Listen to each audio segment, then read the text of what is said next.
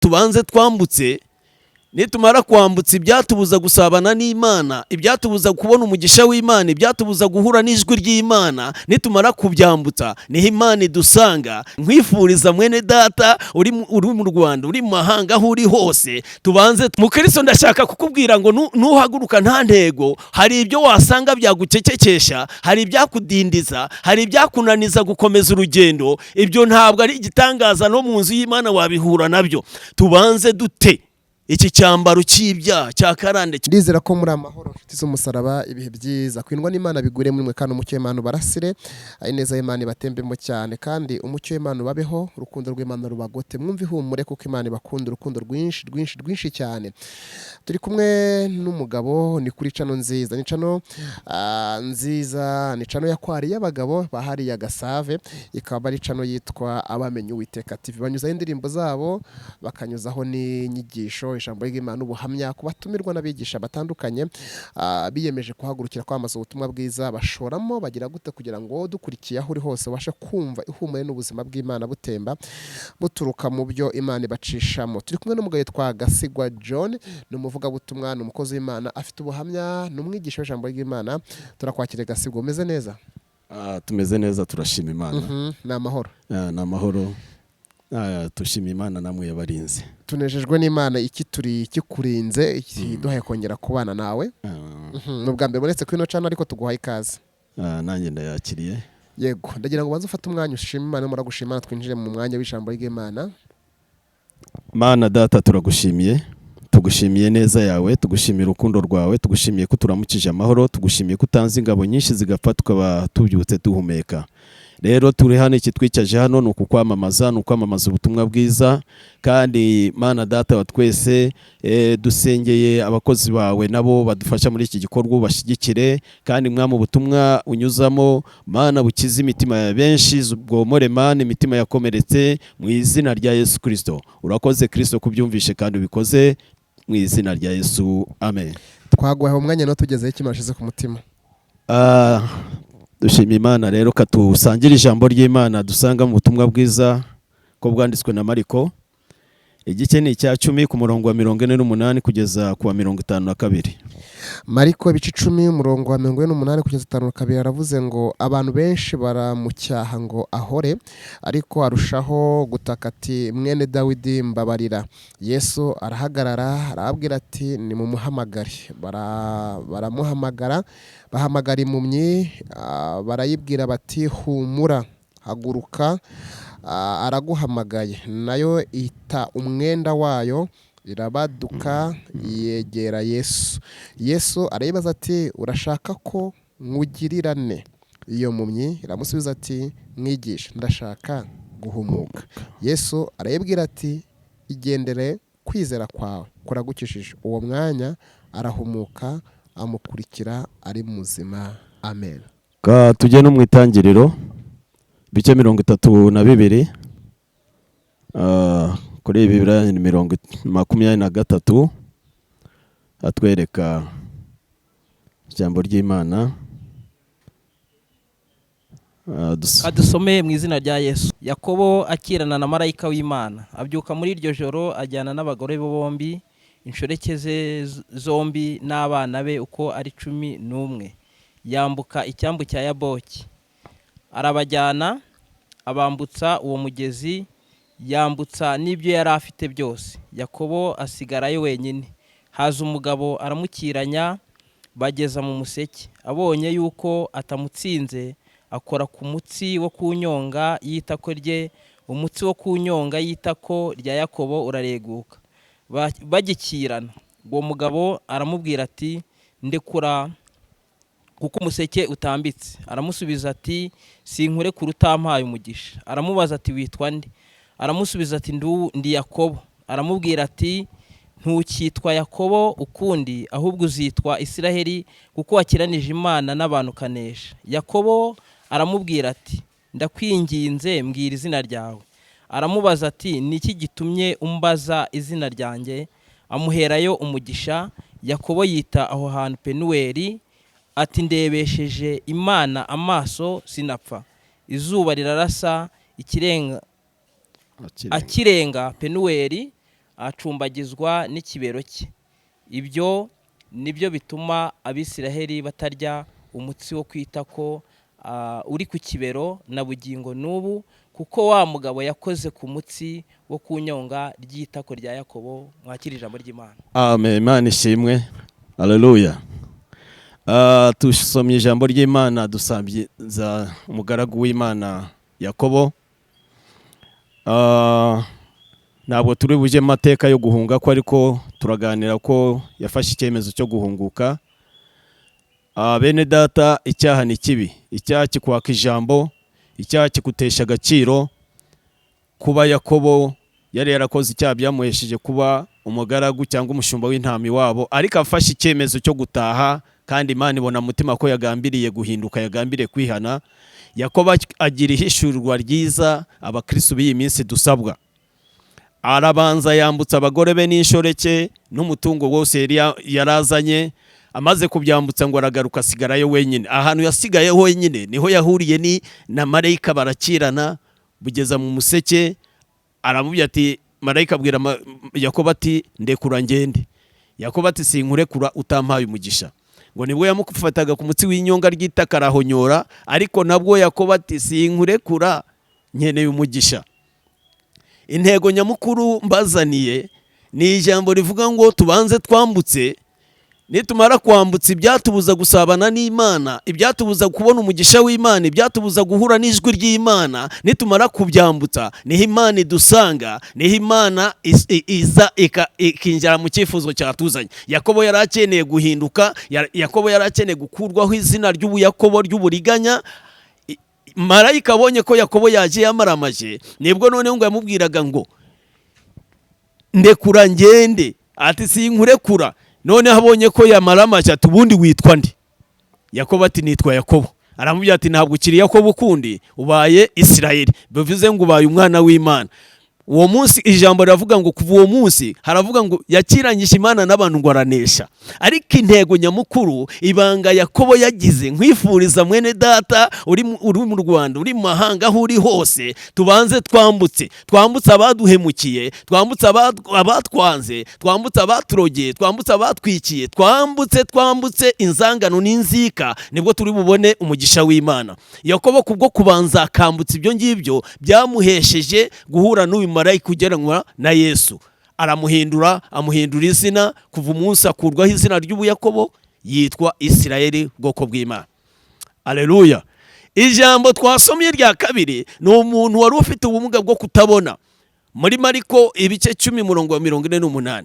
Uyu nguyu nawe ngo Yesu yaragiye guca aha hantu, ngo abigishwa ba Yesu n'abandi bantu bari kumwe baramukekekesha ati, ceceka, urasakuza, ceceka. Ariko uyu muntu ntabwo yigeze ngo aceceka, ahubwo yarushaho gutaka, arushaho gutabaza. Haleluya. Mukristo, ndashaka kukubwira ngo nuhaguruka nta ntego, hari ibyo wasanga byagucecekesha, hari ibyakudindiza, hari ibyakunaniza gukomeza urugendo. Ibyo ntabwo ari igitangaza, no mu nzu y'Imana wabihura nabyo. Ariko we ngo aho kugira ngo arusheho aceceke, yarushijeho gutaka. Kubwo kurushaho gutaka, Yesu ngo yari yamaze no kumutambukaho. Ariko Yesu utajya wiringagiza ijwi ritaka, ngo arahagarara ababaza ati, ariko uwo muntu bitebye, ngo ni umuntu uri hariya, ngo wimpumye, ngo ati nimuzanire. Bagiye baramubwira ati, Yesu araguhamagara. Uyu muntu ikintu mbere yakoze abakristo b'iminsi tubuze tutagikora, ngo yataye umwenda bimuhesha kubaduka. Umwenda yari ataye niki? Ntabwo ari ikoti, ntabwo ari kositimu nambaye, ntabwo ari kibubu wambaye, ntabwo ari ibitenge wambaye. Yari ataye kamere, yari ataye inzika, yari ataye abamwikiye, yari ataye abamuhemukiye, yari ataye karande z'iwabo. Bimuhesha uwo mwenda utaye, bimuhesha ko Yesu amuhamagaye, ngo arabaduka, ngo yegera Yesu. Akigera imbere Yesu, Yesu aramubaza ngo urashaka ko nkugirira? Haleluya. Iyo adati umwenda yari kubanza gutanga amatiku ati, kanaka yarampemukiye, kanaka yangiriye atya, bansutse amazi y'indagara amaso ndahuma. Ariko kuko yari yabitaye, yabwiye Yesu ati, ndashaka guhumuka. Yesu aramubwira ngo kwizera kwawe kuraguhumuye. Genda. Amukurikira ngo ahumuze. Yesu ashimwe. Rero Imana y'amahoro ibaha umugisha. Iri jambo riradusaba ngo tubanze twambutse, niho tuzabona umugisha w'Imana. tubanze tugire ibyo twiyaka, tubanze tugire ibyo dukura uruhande rwacu, tubanze dukure ibyaha mu mitima, dukure ubwibone, dukure inzangano, dukure imbereka mu mitima, niho tuzabona umugisha w'Imana. Tubanze dute iki cyambaro cy'ibyaha cya karande cyo miryango y'iwacu. Ibyo nitumara kubita tuzabona umugisha w'Imana. Imana y'amahoro ibaha umugisha. Haleluya. Imana y'amahoro ibaha umugisha. Yesu aracyadufitiye imbabazi, Yesu aracyadufitiye impuhwe, akeneye ko tugira ibyo twiyaka. Kuko abantu benshi iyo ukurikiranye turavuga Yesu, ariko ugasanga uko twavuye iwacu hari imiryango iby'iwacu, karande z'iwacu turashaka kuzisengana, turashaka kuzijyana mu butayu, mu nsengero, dusengera ibyifuzo, dusengera gusubizwa. Ariko Yesu arashaka ngo tubanze twambutse, tubanze tugire ibyo twiyaka, tubanze tugire ibyo tureke kamere, tureke ubusambanyi, tureke inzoga, tureke amoko, tureke kuraguza, tureke kuterekera, tureke ubwibone, tureke kugambanirana. Ibyo tubireke. Nitumara kubireka tukabyambutsa, ndashaka kubabwira ngo Yakobo iyo atagira ibanga, iyo adahishurirwa ibanga riri mu muheshe guhura n'Imana, akabanza akicara ahantu wenda bari bananiwe, bari bagenze urugendo rurerure, akabanza akicara abagore aho, intama, inka, imbata, abashumba, bamwe bari kumwishuza ati ngewe warundimo amezi 6, ngewe warundimo 5, ntabwo nutayamera hari intama zawe ndazisubiza. Ntabwo Yakobo yari guhura n'ijwi ry'Imana. Ariko kubwo kugira ibanga, akabanza akiyaka ibiri mu musakurize, akabanza kwiyaka ibintu biri mu buze gusabana n'Imana, bimuhesha guhura n'umugisha w'Imana. Haleluya. Rero nanjye ndakwifuriza, nanjye nifuza ngo tubanze twiyake, tubanze tugire ibyo dukuraho, tubanze dukureho inkuta, tubanze dukureho ibyatuma tutabona umugisha w'Imana, tubanze dukureho ibyatuma tudahindurwa izina. Biteye agahinda kuba umuntu witwa ko wakijijwe bakaba bakikwita nyirangare, bakaba bakikwita nyiramujinya, bakaba bakwita nyiramusinzi, bakaba bakwita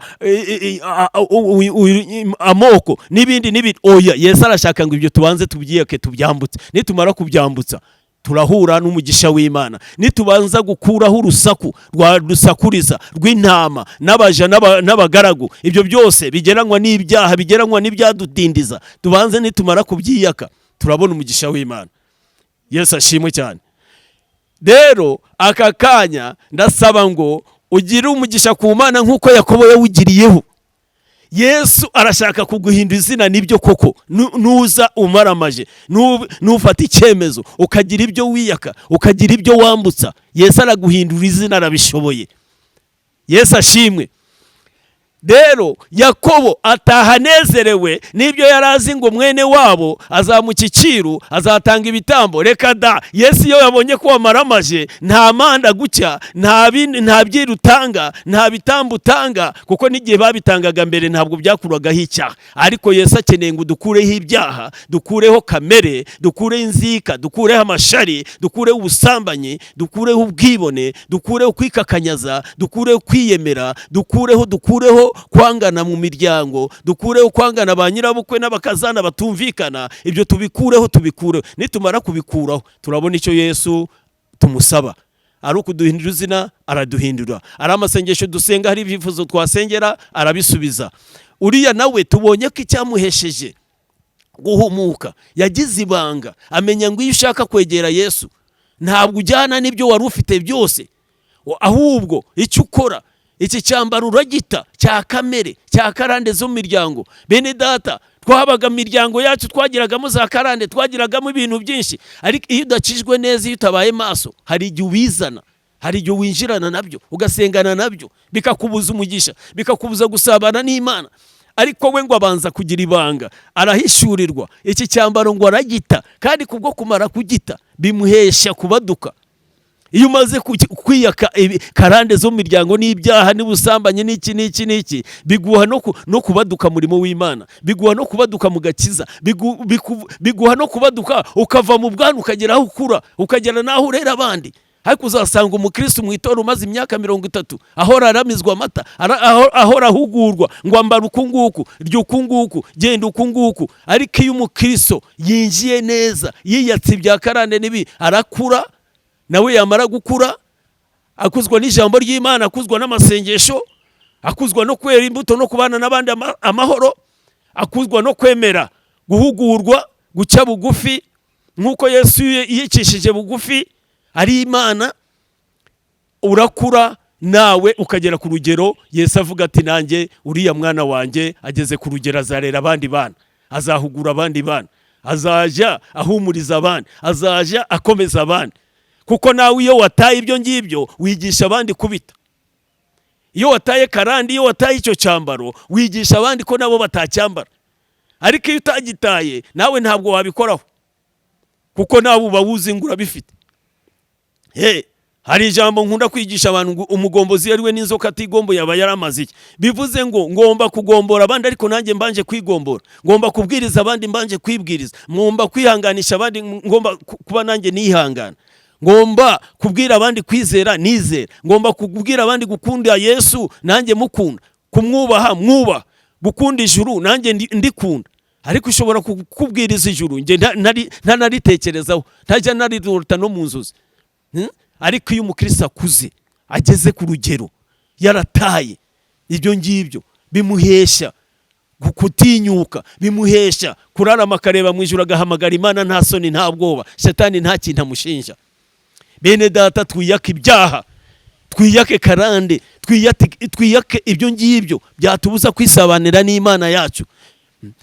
Hari igihe batwigisha ngo Imana iguhinduye amazina kandi wavuye gusambana, waraye mu mapfumu, waraye mu kabari. Ariko guhindurwa izina no kubanza ukambutsa ibyaha, ukambutsa uwaguhemukiye, ukambutsa uwakwiciye, ukambutsa uwakwambuye, ukambutsa uwakuvuze, ukambutsa uwakwiciye ubukwe, ukamwambutsa ukabyiya. Nibwo uzabona ubwiza bw'Imana, nibwo Imana muzasabana, nibwo Imana muzahura neza, ukabona imigisha y'Imana. Yesu ashimwe cyane. Tubona abantu bagiye bakizwa neza, batubereye ingero, natwe tugomba kubigiraho. Babanye n'Imana neza, bituma basabana n'Imana, bituma bamwe Imana ibacura neza. Hari umuntu numvishe ukuntu bari bagiye kumwica, bamubwiye ngo ugira vuba tukwice, ariko kuko yari yarasabanye n'Imana neza, ari kureba hagiye, arababwira ati ahubwo mwantindiye mugire vuba honje ndahabona. Nuko yari yarabanye n'Imana neza, nuko yari yarasabanye n'Imana neza, nuko yari yarakoreye Imana adatinya abayobozi gusa. Umuntu ashobora kuba umuririmbyi ariko atinya perezida, adatinya Yesu. Umuntu ashobora kuba umukristo atinya abantu, adatinya Yesu. Abo ngabo nibo usanga bihishira bakongera bakagarura abagaragu b'ibyaha. Ariko iyo ubanye n'Imana neza, murabana, naho pastor adahari, mubana n'Imana no mu kigeragezo, no mu gusonza, Imana ikakuba hafi ikakugaburira, no mu bushomeri Yesu arahaba, muba muri inshuti, kuko hari ibintu wiyate, hari ibintu adakunda wakuyeho. Erega mwibuka ko Yesu turi abafiyanse be, nawe agira ifuhe, nawe arafuha, ntabwo ashaka ko tumubangikanya. Niba ukijijwe ubaye sheri we, ubaye umufasha we, ni umukwe tukaba abageni, hari ibintu yanga, hari ibintu nawe wibuke. Ababyeyi mwashatse muri abafiyanse, mwibuke ko fiyanse wawe, sheri wawe, hari ibintu yakubwiraga ati binda byanga. Na Yesu hari ibintu yanga icyaha, yanga kuvangavanga, yanga kwera imbuto mbi, yanga inzika, yanga kwivanga, yanga kumubangikanya, yanga. Nawe aradufuhira kuko yadukoye amaraso ye. Bakozi b'Imana, muze tugira ibyo twambutsa, tugira ibyo dukuraho, niho tuzabona umugisha w'Imana, niho tuzabona imbabazi z'Imana, niho tuzabona ibisubizo by'amasengesho dusenga. Ariko umuntu agahaguruka akajya mu butayu, abandi bakajya mu mazi, abandi bakajya mu misozi, yasize uwo babana batumvikanye, yasize umuturanyi bangana, umwana akasiga mu rugo atumvikana n'umubyeyi, umugore akaba atumvikana n'umugore, akajya mu butayu ngo agiye gusenga. Banza wambutse, banza ukureho ibyaha. Nge ndibuka ko nkimara gukizwa, mushiki wanjye yari yarandiriye amafaranga, nava gusenga mushiki wanjye yanshira ibyo kurya ku meza, nkumva ikindi kijwi cya shitani kirambwira ngo birye rata, ariko wibuke ibintu yagukoreye. nari umushomeri nta kazi ngira, ariko umunsi umwe numva ndabirambiwe, ndavuga umuntu nirirwa amasengesho kwiriza ubusa buri munsi mbe n'inzika ntababarira. Nibwo nahamagaye mushiki wanjye anzaniye ibyo kurya bishize ku meza, ndamubwira nticara aho ngaho tuganire, ndamubwira nti igihe n'iki twatonganye ndakubabariye, nawe umbabarire, n'amafaranga ndakubohoye, suzongere no gutekereza kuzampamo nata. Nagiye kumva numva ikintu cya kimeze nka rukarakara mu mutima wanjye, kiragurutse kiragiye. Muri icyo cyumweru nahise mbona akazi. Burya kutababarira kwacu kuduhesha kudasubizwa, imigisha yacu igakingiranwa, amasengesho yacu usagere ku Mana, ukicara ufite inzika. Nigeze kuhabwa message ivuga ngo abantu barahiye batababarirana ngo ijuru nibariho intasho ntabwo bazarizamo. Niba utababarira ntabwo uzajya mu ijuru, nta bugingo. Banza ubabarire, banza wihane ibyaha. Waciye nyuma y'umugore wawe ukajya gusambana, umusaba imbabazi. Umugore nawe wabikoze, saba umugabo mwikiranure wo kubisengeraho, wo kubitambiraho ibitambo by'ubupfapfa. Bibiliya yarambwiye ngo amasengesho y'umunyabyaha ni ikizira. Burya iyo dusenga dukiranutse, Imana ngo irahumurirwa ikumva umubavu, ikanezerwa ati abana banjye bansenze. Imana rero iradusaba tubanze dukureho ibyaha. Banyarwandakazi, namwe aho muri mu mahanga, Imana ikeneye ngo twihane ibyaha tubikureho. Nibwo tuzahindurwa izina, nibwo tuzabona ubugingo, nibwo tuzabana n'Imana neza, nibwo tuzabona ikimana tuyishakaho, nibwo tuzabona ibyo dusengera, ibyo dusaba, nibwo tuzasengera imiryango yacu igakizwa. Ntabwo wasengera umuntu utamukunda ngo amasengesho amuhindure. Ntabwo ntuzabeshe, nudakunda umuntu ntabwo wamusengera. Amasengesho wamusengera aba yuzuye abadayimoni. Ariko iyo umuntu wamubabariye umukunda, uranamusengera agakizwa, umugirira agahinda, umugirira umutwaro. N'aba ngaba tubona Satani agitwaza uburetwa. No mu kanya nza hari uwo mbonye kandi agera n'imbere y'abayobozi yasinze, aragenda akamera nk'imodoka ifunze fere. Abantu bose baramushungera. Bariya tukwiye kubakunda tukabasengera, nabo ni indushi. Nitumara kunezeza Imana tugasabana n'Imana, tuzasengera bari ziriya ndushi nkuko nanjye nari ndushi Yesu akankurayo. Imana y'amahoro ibaha umugisha. Tugira ibyo twiyaka, tugira ibyo turekura mu ngo zacu. Niba dukijwe babone ko wahindutse. Ndibuka maze gukizwa, Imana yangiriye neza. Ibintu nakoraga mbiretse. Umunsi umwe ndibuka nigeze gusanga hari ihene y'umuturage yayobeye mu rugo iwacu. Abari bahari badakijwe barayibaga barayiteka. Nge mvuye gusenga babimbwiye, ndababwira nti ngewe uyu munsi ntabwo ndi burye, ntabwo narya ibishurano. Kuba mwafashe ihene y'umuturage mukayibaga, ntabwo rero ndi burye iri joro. Urumva? Tugiye kugura ahantu, umuntu aratubwira ngo ntituvuge ko twaguze, tuvuge ngo baraduhaye, ngo ahubwo amafaranga nagashimo kw'ibiti. Ngewe ndahagarara ndababwira nti sinshobora kubyemera, dutanze 130, none mutuvuge ngo dusinye ngo muraduhaye, muduhaye mute? Ntabwo mbisinya, nanga kubisinya, nanga ikinyoma. Ariko n'uyu munsi byatumye abantu benshi bagaruka bakizwa mu muryango, bavuga ati yewe burya John warukijwe. John ibingibi ntabwo yabyivangamo. Mukazana wacu akakabwira abantu ati John twagiye ibicumbi yanga gusinya ikinyoma. Mwari muzi ko nigeze kuja Kanombe gusura mwishwa wanjye yari yagize akizidi ikomeye. Abaturanyi bari babwiye mushiki wanjye ngo nimusanga bakinze mubabwire ngo numurwayi mugiye kuvuza. Babonye koko bakinze, barabesha ngo bagiye kuvuza umwana, bansiga ku muryango nanga kwinjira ku kinyoma. Bageze mu nzu babwira mukazana ngo amurokore rero ngo yanze kubesha, none turahamusize. Arababwira ati ntabwo mwibuka yanga gusinya ibinyoma ibicumbi, ati John ntabwo yari kwinjira ku binyoma. Nibwo bazaga bansabira uruhushya ku muryango. Abasirikare barambaza ati se umuntu w'umugabo ntabwo wiyaranje? Ntisinshobora kwiyaranja ngo ibyaha, ngende umukristo, ndi umuvuga butumwa, ngombora abandi singomba kugombora abandi ntigomboye. Imana ishimwe. Imana irashaka ngo twihane neza. Banyarwanda dukizwe, abazungu bakizwe, mu bihugu byose hose mu bihugu ku isi yose. Imana yashaka ngo abantu bambutse bayihane neza, bave mu byaha, bave mu bigirwamana, bave mu guterekera, bave mu kuraguza. Umuntu akaza mu nzu y'Imana. Nk'ubu ngubu ngewe nagendaga nkenyeye ikinono cy'ingurube, umuntu ukaza nk'ubu nari kuza ngakizwa ariko nkagenda nkenyeye ikinono cy'ingurube, ariko ndashima Imana ngewe nakizwe byose ndabireka, za mu nzu y'Imana byose mbyambukije, nibonera umugisha w'Imana, nkura na mareka nanjye ampagakiza, hankura mu bantu batandatu twicaranye ku meza, hanyereka ibyaha byanjye nibwo nihanye. Si umwanya w'ubuhamya ndabutanga.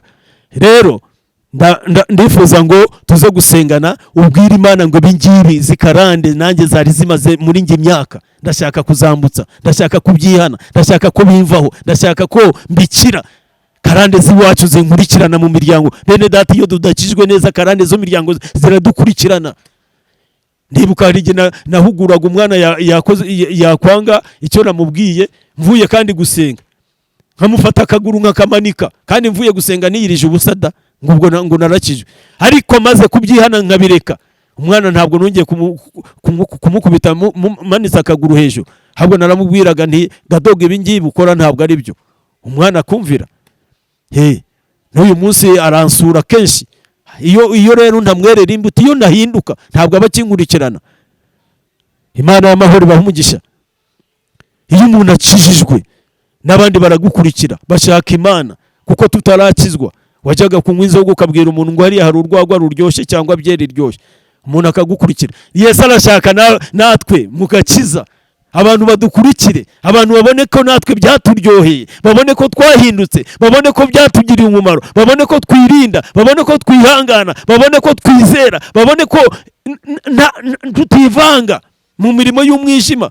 Natwe bazadukurikira, bazatugisha inama, bazavuga ati murokore, wambwiriye iyo Mana yawe nanjye ko bingoye, ari uko natwe byatuvuyemo. Imana yacu ihabwa icyubahiro, ihabwa icyubahiro, kandi irakicaye ku ntebe y'imbabazi. Ndumva kwegera Imana, kugira icyo twibwira Imana. Tegura, igenzure, iyinire, urebe ko ntabyo wakwambutsa, urebe ko nubwo waba umaze imyaka 30, ntabwo ari igitangaza wamara imyaka 30 ariko hari ibyo utambukije. Ngendebuka hari umuntu wakijwe tubatirizwa rimwe, ariko yarahuye n'ingorane mu guhunga, umwana amurembanya aramujugunya agihumeka. Agarutse ahuye n'umugabo we yarakijijwe, umugore abwira umugabo we ngo umwana yarapfuye, ngo umurambo yari yapfuye. Ariko kuva akijwe abura amahoro, Imana ikamwereka ko yishe, yataye umwana muzima agihumeka. Ntabyaturira umugabo we, kugeza ubwo arwara akamara imyaka 2 mu burata atabyuka, kugeza ubwo Imana yamutungiraga urutoke. Arampamagara ngisha inama, icyo cyaha amaze kukihana, Imana nibwo yamucyuye, abona ubugingo. Ushobora kumara imyaka 50 ariko hari icyaha wahishe, hari icyaha wakoze nkana utarambukije, kikazakubuza ubugingo, kandi abantu bakagira ngo watashe. Ndumva rero twasengana, ndumva wagira icyo ubwira Imana, wagira icyo wereka Imana. Ukeneye kwambutsa, ukeneye gukuraho, ukeneye gusenya ubwami bw'abadayimoni, gusenya amabanga y'abadayimoni. Umunyarwanda yaravuze ngo iyo uhishiriye umurozi akumalaho abana. Satani iyo umuhishiriye nawe akumaraho ubugingo, akumaraho, akubuza ubugingo, akubuza imigisha Imana yari yaraguteguriye. Kandi ndashaka kubibutsa ngo Satani igihugu cyo mu ijuru yakibayemo, urakina n'ibyaha, ntabwo ashaka kuzajayo. Harakurangaza ngo impanda ivuge cyangwa upfe. Hari umwana w'umwisiramu yari yambye ngo weho ngo ntabwo twebwe turacyari abasore, ariko yahiriye mu nzu na mugenzi we barasha bayora ivu, kandi yarambwira ngo aracyafite igihe. Nta gihe, Imana ni ikizi. Senga Imana, tugira icyo twibwirira Imana. Ubwira Imana ngo ibingibi ndigenzuye nsanga hari ibyo ntambukije, nubwo nari umuririmbyi, nubwo nari umukristo, nubwo nari umudiyakoni, nubwo nari iki, nubwo nari umuhanuzi, nubwo nari umunyamazi, nubwo nari umuvugabutumwa, ariko hari ibyo ntambukije.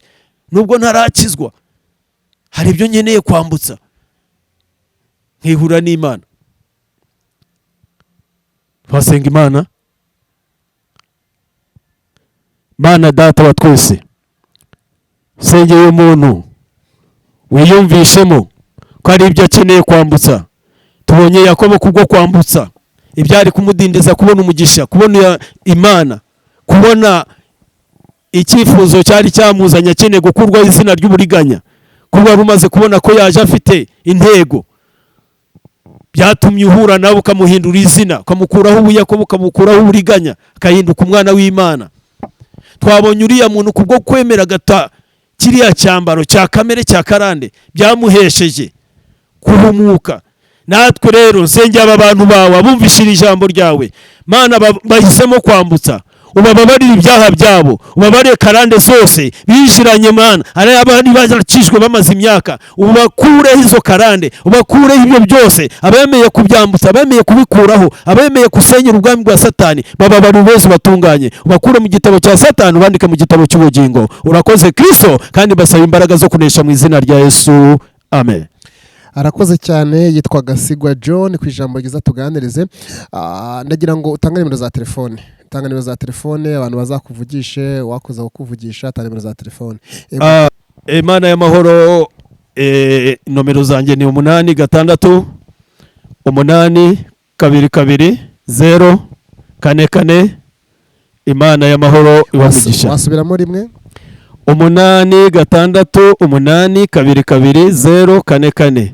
Iyo utayimbonyeho mfite indi 8 3 1 93 72 8 3 1 93 72.